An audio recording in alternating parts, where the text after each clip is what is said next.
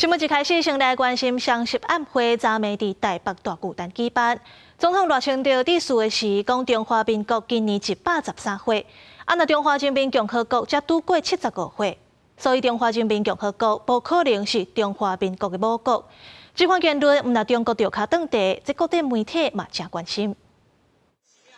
前往新北勘仔的总统赖清德，一日听到祖国论无停落脚步来回应，只是时间看进前初5双十晚会，伊的这个讲法引起讨论。中华人民共和国10月1号刚过完75岁生日，再过几天，中华民国就要过113岁生日。就年纪来说，中华人民共和国是绝对不可能成为中华民国人民的祖国。总统赖清德表示，中华民国已经伫太平金马落地定根75年，若做有人要祝福中华人民共和国生日快乐，祝福词爱正准，唔通用祖国这2字。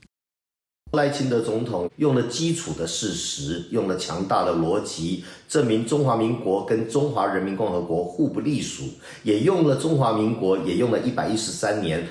来团结台湾的最多数人。这样的说法，事实上让现场的人非常傻眼，因为所有去参加国庆晚会的人都是来庆祝中华民国的生日，没有人是来庆祝中华人民共和国的生日啊。总统赖清德的祖国论唔但引起正大的讨论，就连英国卫报网站的首页嘛，以台湾总统讲大陆中国唔是祖国，也因为阮的中华民国更较老来报道，国内学者也有无同的看法。有没有必要花这么大的篇幅里面去着重于113年啊这个75年？那这样的一个效果就是见仁见智。非正式场合，那么是一个不是准备好的这个讲稿上面来讲，我觉得也还算是可以啦。正式的国庆谈话的时候，应该会有更加严肃，我们的立场会更加的清楚。咱的国庆伫初10举行，总统赖清德即天的演讲一定会引起各国的注意，嘛会影响两岸关系。